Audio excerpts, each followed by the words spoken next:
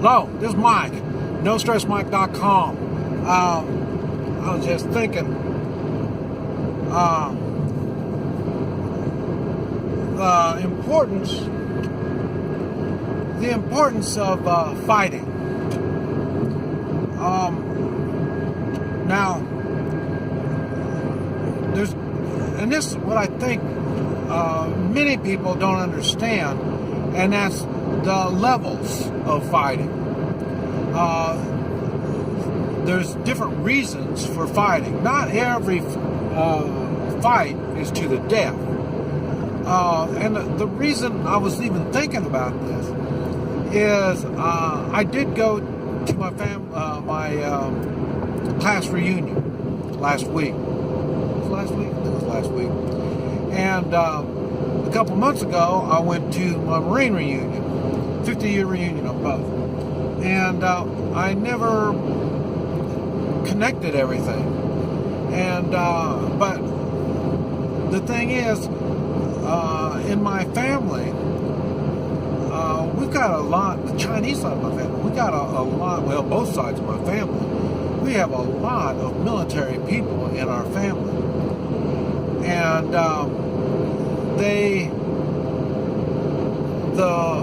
the military people in our family, you know, we're all the same. I mean, we look at each other the same. We were in different wars, did different things, but, you know, we can relate to each other. And I noticed it on the reunions that I went to.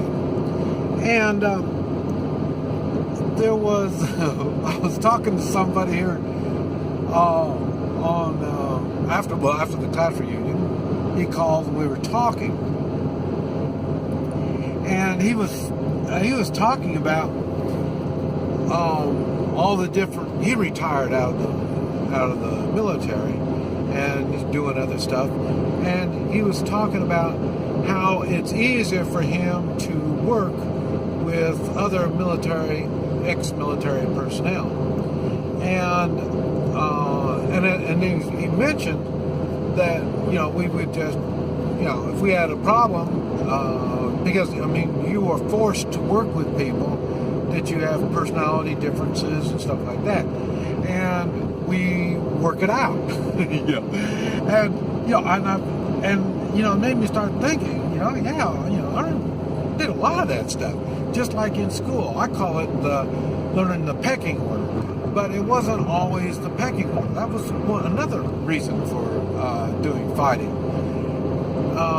And then I was watching a video, and they were talking about Bruce Lee, and because I was around before Bruce Lee, and so he got the popularity, and after that, everybody thought all Chinese knew how to fight, you know. But before that, everybody said, "Well, boy, you fight funny," you know. So, but anyway, the thing is, Bruce Lee, he had a guy. They were somebody was telling a story about it, and some guy was saying, "Well, Bruce Lee, you know, he really doesn't do this stuff." You know, and so he would call him out all the time. And what many people don't realize is martial arts. They think of it as a fighting sport, but really true martial arts, it's not fighting, and it's more of a spiritual.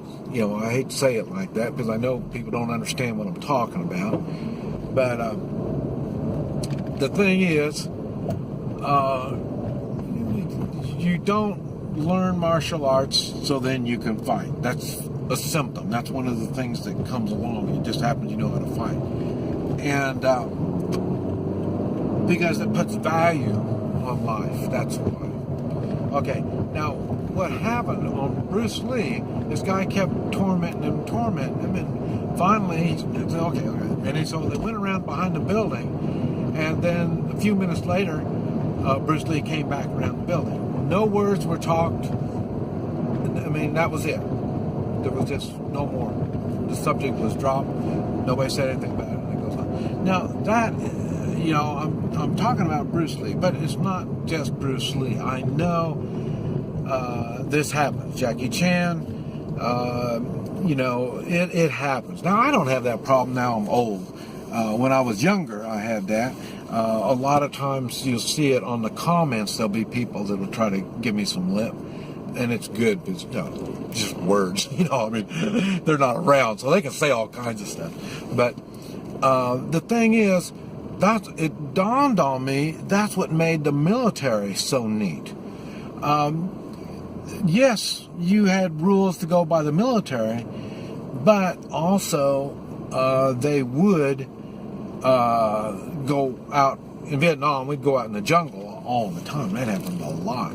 You go out in the jungle, and I mentioned it in one of my videos, my Crappy Vietnam War Stories series.